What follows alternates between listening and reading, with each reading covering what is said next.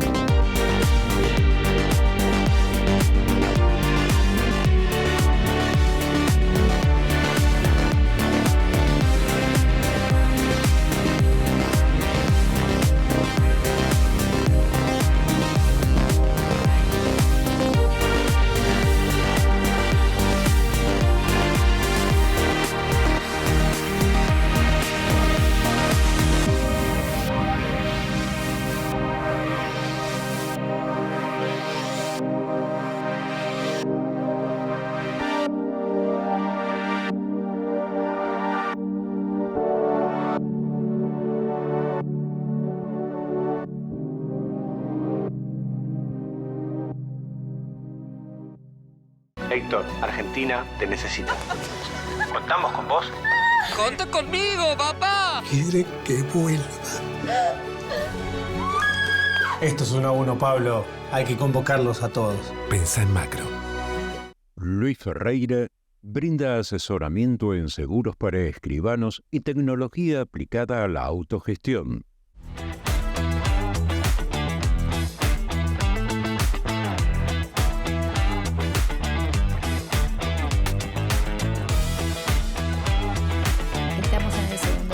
Con nuestro invitado de hoy, el doctor Raúl Navas. ¿Cómo estás, Raúl? Hola, ¿qué tal? Buenas tardes. ¿Cómo les va a ustedes? ¿Bien? ¿Qué tal, Raúl? Bueno, gracias por estar en el programa de Propiedad Privada. Y bueno, te vamos a sacar bien el jugo porque hay varios temas que nos interesa y particularmente el tema de los testamentos, que tenemos muchísimas consultas en el programa, que a raíz sobre todo de algunos casos mediáticos, generan siempre preguntas, inquietudes y respuestas. Qué mejor que vos para esto, ¿no? Bueno, no sé, pero muchas gracias por invitarme.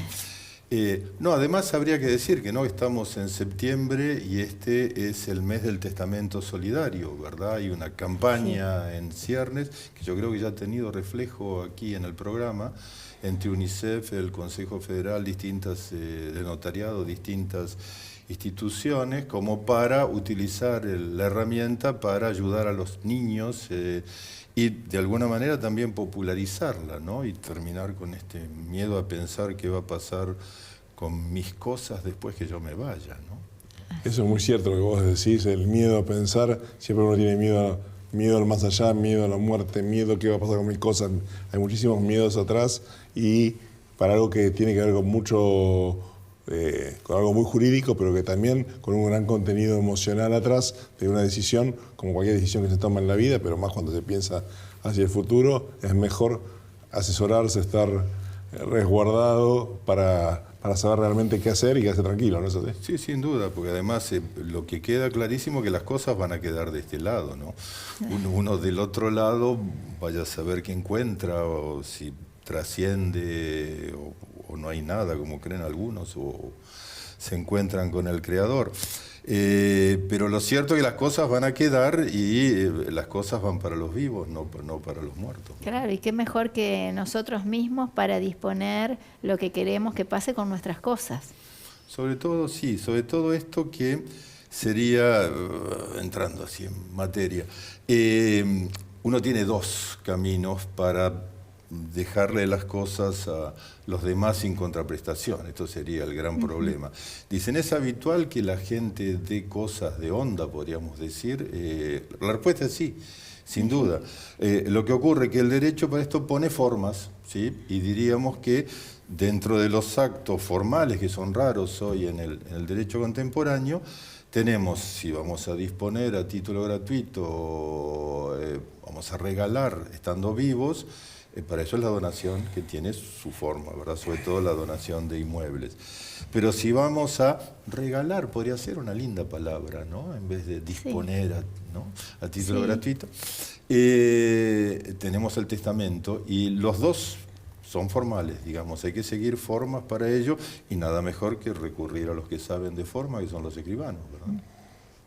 Sí, bueno, la verdad que lo que decís es muy cierto, de las dos formas, pero sobre todo para aquel que quiere hacer un testamento, qué recaudos tiene que tomar, eso me parece que es importante transmitirlo para quedarse tranquilo, que no pase que después entre en duda lo que firmó. Sin lugar a dudas. Diríamos que en esto tradicionalmente hay una forma muy sencilla de testar, que es el testamento hológrafo, ¿verdad? Cualquier persona que sabe leer y escribir puede de puño y letra dejar su voluntad poniendo lugar, fecha y firma, ¿verdad? Puño, letra, lugar, fecha y firma. Y el testamento más famoso respecto de esto, que yo lo recomiendo siempre como modelo, es el testamento de Gardel. No podría ser el testamento más mediático en la Argentina de todos los tiempos, ¿sí? Que está publicado por todos lados y sería un modelo perfecto para hacer un testamento. El testamento de Gardel, y cómo era el testamento en sí, que era un testamento extenso, corto. No, muy breve, un testamento hológrafo, muy breve, que decía quién era, ¿no? Aclaraba lugar y fecha siempre, ¿no? Que el lugar y fecha puede ir adelante o puede ir atrás. Manuscrito, ¿sí? Aclaraba que si bien se llamaba Charles Romuald Gardel, si era francés. Decía francés. Acá viene, después si quieren nos metemos en los líos testamentarios, que son muy divertidos, para los abogados son divertidos, para los escribanos no, pues les generan algún miedo, ¿verdad? Pero procuraremos no generar miedo, sino eliminarlos. Aclara que es francés, que su madre es doña Berta, ¿sí? Que todos los bienes se los deja a su madre doña Berta, que los bienes saldrán de los papeles que se encuentren en el momento de su muerte, que no tiene deudas y que perdona a sus deudores, ¿sí? Y firma. Digamos, es completamente simple. En el caso del testamento para los niños, pues tendríamos que hacer un legado, ¿no? Es decir, si vamos a dejar un dinero para los niños, tendríamos que decir, pues dejamos un dinero para la campaña de UNICEF, de testamento solidario. Si dejamos un inmueble, podemos también decir, dejamos el inmueble, esto sería un legado. ¿Qué diferencia habría entre el heredero testamentario y el legatario, ¿no? El heredero testamentario lo hemos instituido heredero a través del testamento. Y acá, mientras que al legatario lo que le transmitimos es algo concreto, ¿sí? Un derecho, dinero, una propiedad, lo que sea. Y hay que aclarar que esto es una decisión libre de cada persona, y por eso vamos a terminar haciendo propaganda al testamento por acto público, que me parece que es el más seguro, el más claro, y por eso me parece muy bien que en la campaña del testamento solidario de UNICEF intervenga el Consejo Federal de Notariado con una nómina de escribanos especializados, porque de esa manera no hay no hay riesgo de errores Claro. o de interpretaciones complicadas. Pero volviendo esto, a pesar de que el testamento es transmitir bienes, ¿no?, como la donación, y esto lo podría diferenciar del poder para después de la muerte, ¿verdad?, donde yo podría dar una serie de directivas no de transmisión de bienes.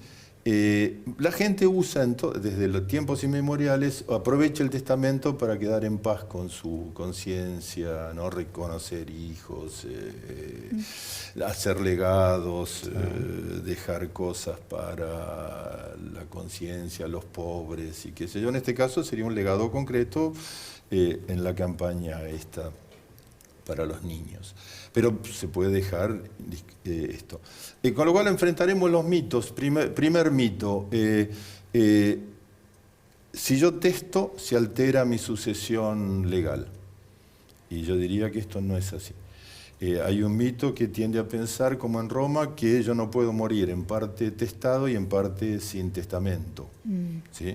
Y que el testamento mata la ley o que la ley mata el testamento. No, nuestro sistema es mixto. Yo puedo tener testamento y puedo tener herederos legítimos. Y yo puedo instituir herederos en el testamento, aunque tenga herederos legítimos. El fantasma acá es la legítima. Pero la legítima tiene una porción disponible, con lo cual esta porción disponible yo la puedo utilizar con el testamento y se reducirá el llamado de los herederos testamentarios en relación a los herederos legítimos en función de la porción disponible que todos tenemos y que tiene que ver con la familia. No vale la pena hablar de porcentajes en esto hoy. Pero es un porcentaje mayor con la reforma del Código Civil. Es mayor diría,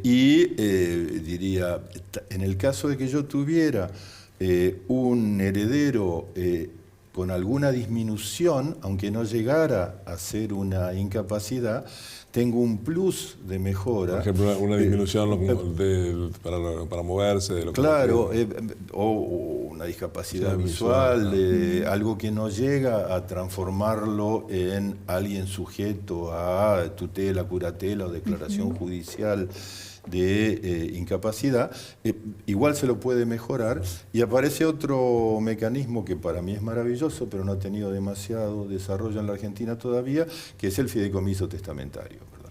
Pero eso daría para otra charla, no los aburriré con estas cosas, pero digo, primer mito. Pero está bueno que existe el fideicomiso testamentario, que es una herramienta por ahí más simple, el título asusta más y es más simple por ahí, resuelve muchísimas situaciones también. Bueno, es que vos pensá esto, vos tenés un hijo minusválido, ¿sí?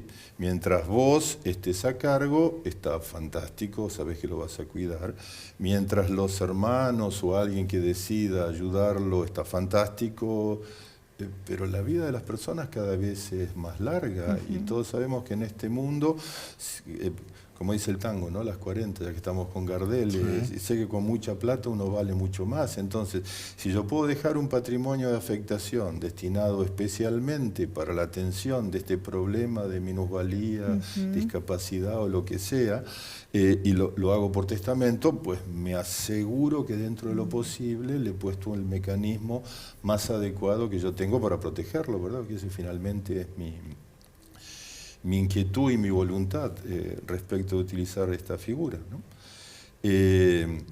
Pero digo que el problema que tiene el testamento hológrafo, aunque parezca mentira, siempre los detalles, es maravilloso, puedo testar en cualquier idioma, yo sé escribir, soy un inglés que está en la Argentina, pues testo en inglés, soy japonés, puede ser en cualquier idioma, en tanto sea manuscrito, ¿sí? Claro. De puño y letra. No necesito decir que es un testamento, esto por lo mediático, estamos en discusión hoy si alguien hereda o no a la maravillosa Beatriz Arlo, a pesar de que en la expresión de voluntad no dice, como Gardel, el de Gardel es perfecto, dice, este es mi testamento, arranca diciendo, este es mi testamento, con lo cual nadie tiene la menor duda que estamos frente a un testamento. No es el caso de Beatriz Arlo. Pero tiene un problema muy tonto, que es en la parte de regulación del juicio sucesorio, el Código Civil lo impugna legalmente al testamento hológrafo. Es decir, el momento sucesorio tiene dos momentos, ya que vamos a hablar también de Uruguay, ¿sí? Tenemos lo que es la llamada, ¿sí? El que llama es el que se va, el que cambia de estado, ¿verdad? La muerte del causante es el que genera la llamada, pero después viene la investidura, que normalmente es o legal en los herederos que tienen legítima, o que necesita la intervención judicial en los que no la tienen, y esto lleva al procedimiento de aceptación o no de la herencia, la aceptación o la renuncia a la herencia, ¿verdad? Pero digamos que el problema que tiene el testamento hológrafo es que como el Código Civil dice que necesitamos una pericia caligráfica para declarar su validez judicialmente, y lo normal es que el heredero testamentario no tenga legítima, aunque pueda tenerlo, ¿verdad? Claro. Por esto que hemos dicho antes. Las personas que tenemos muchas firmas hechas en la vida no tenemos ningún problema con los indubitables. Claro. Indubitables, traducción al castellano. Para hacer una pericia caligráfica, el perito va a comparar la caligrafía y en especial la firma con lo que son instrumentos indubitables. ¿Qué es un instrumento indubitable? Otras firmas y otra caligrafía en otro instrumento que haga fe por sí misma. Los escribanos no tienen problemas. ¿Cuántas escrituras públicas tienen autorizadas? ¿No? Una escritura pública sería un indubitable típico. En el caso de negar una firma a alguien vivo, pues se le hace un cuerpo de escritura, ¿sí? Y con eso se compara. Ahora, alguien que cambió de estado, ¿cómo hacemos para hacerle un cuerpo de escritura con una invocación? No hay manera. Entonces yo digo, lo que era un procedimiento muy democrático, que permitía que los inmigrantes pudieran testar sin demasiadas fórmulas y respetar sus costumbres en la Argentina, pues cae frente a esta soncera de la impugnación, la pericia caligráfica, ¿verdad? Y acá yo hago esta cita. Vélez Sarsfield lo resolvía entregando el testamento hológrafo al escribano en un sobre cerrado. ¿Sí? Esto no está más en el código, pero esto no quiere decir que el escribano no lo pueda hacer, ¿verdad? Claro. Recibe el testamento hológrafo, queda en depósito, hace un acta de depósito, se queda con el testamento hológrafo. Y me imagino que le hará firmar el acta, ¿no? Como para tener el indubitable. Pero mi abuelo, que es un personaje maravilloso, que si tenemos tiempo contaré los cuentos del testamento de Gardel y todas estas historias que me contaba mi abuelo, que era escribano. Yo tengo un bisabuelo escribano, que era uruguayo, fundador del Colegio de Escribanos de la provincia de Buenos Aires, a pesar de haber nacido en el Salto uruguayo, Mauricio Castañé. Y mi abuelo Hernando Navas, que era escribano, pero era un gran poeta, un novelista, era, como dice Flaubert en Madame Bovary, en el fondo del alma de todo escribano está el cadáver de un poeta. Mi abuelo era un poeta, y además era escribano. Pues lo cierto que mi abuelo lo que recomendaba era a los escribanos que hacían testamento por acto público, que en aquel entonces era mucho más complicado que ahora, ¿no? La ceremonia y qué sé yo, que hay dos maneras de redactar un testamento por acto público. Me dicta el testador de viva voz, en presencia de los testigos, y el escribano toma nota y después hace el instrumento público, porque el autor del instrumento público es el escribano, sobre la base de lo que le cuentan las partes. Mi abuelo recomendaba que usaran el segundo procedimiento, que era que le dieran una minuta escrita. El testador le da al escribano una minuta. Pero mi abuelo decía, minuta, puño y letra, lugar y fecha, firma, es hológrafo. Y entonces después nadie me puede decir dos cosas que vienen el otro temor del testamento. Uno, que esta persona no estaba en su sano juicio. Claro. Pues yo digo, el juicio del escribano para ver si alguien está en estado de perfecta razón no es el de un perito psiquiatra, es ver si yo me comporto normalmente, porque la publicidad para la demencia frente a terceros es un comportamiento demencial, ¿verdad?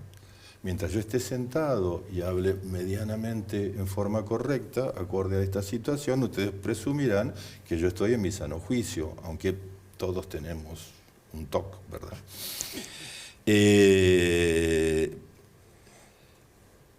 Pero que además esta era la voluntad, porque el otro fantasma que hay alrededor del testamento es la posible captación de voluntad.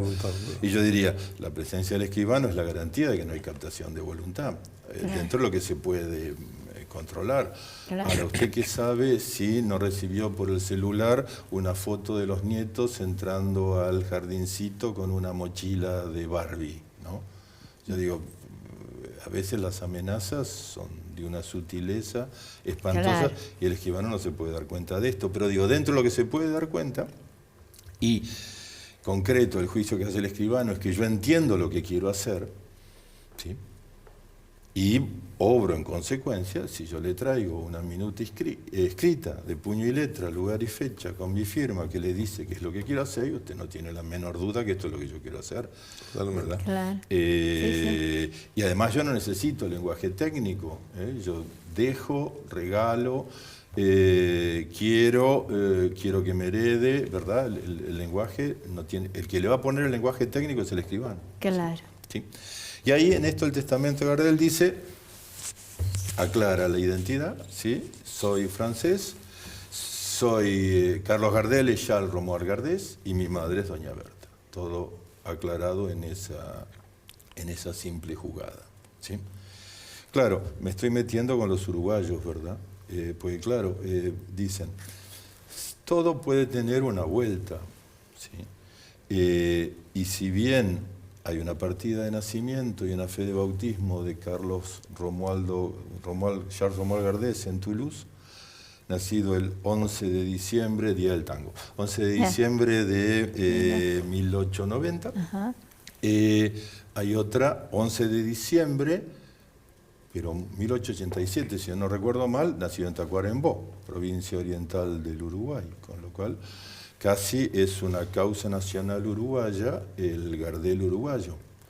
Pero también hay una tercera partida de nacimiento en Tolosa, provincia de Buenos Aires, donde hay un señor Gardés que dicen que nació en Tolosa más o menos para la misma época, y no ha tenido tanta publicidad, pero...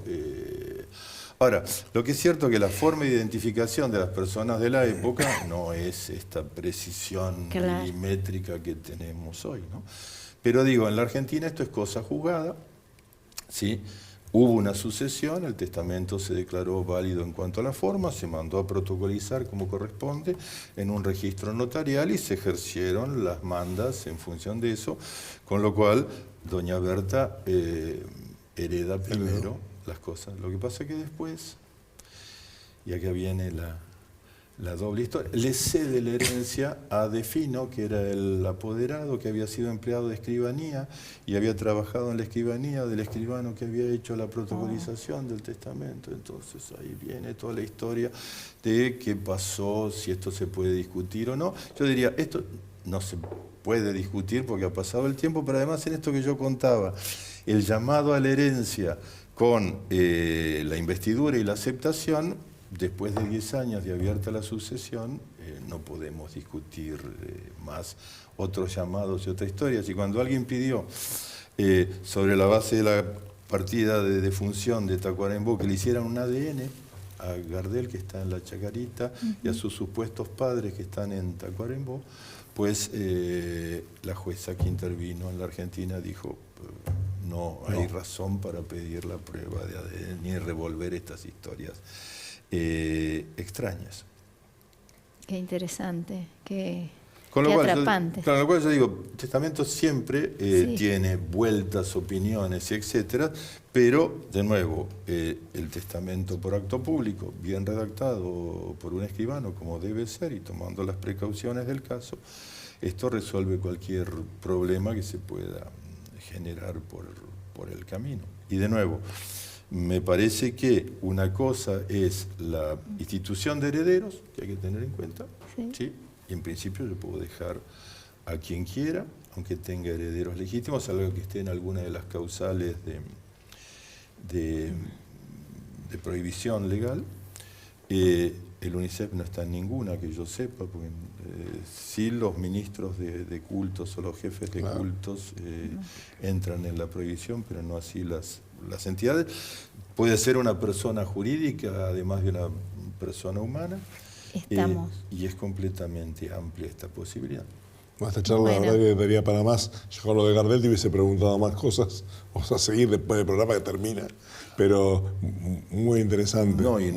Y eso que no conté el cuento de Marcelo de Alvear que me contaba mi abuelo. O sea que nos vamos a tener que reunir en un próximo programa de propiedad privada para seguir escuchando al doctor Navas, que la verdad es muy interesante y muy atrapante todas las historias. Aparte fue profesor mío hace un tiempo. Sí, pero siempre los alumnos superan al maestro. No es el caso.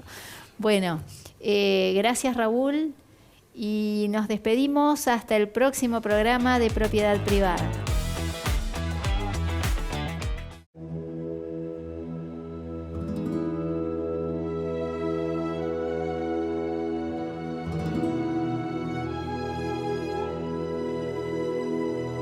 En el corazón de cada rincón de nuestra amada Argentina se encuentra un relato por contar, tejido con la tinta de la historia y certificado con el sello de nuestras tradiciones.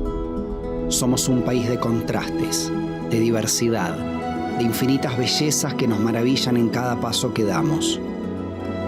Somos Argentina, un mosaico de culturas, de subdialectos, de costumbres que danzan al ritmo de nuestras raíces.